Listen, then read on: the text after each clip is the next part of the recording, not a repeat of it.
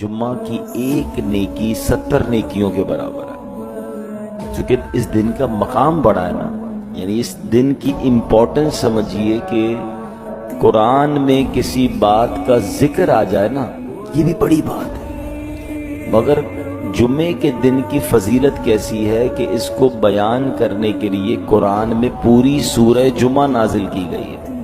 تو اب اس سے اندازہ کریں، اٹس ویری اسپیشل ڈے۔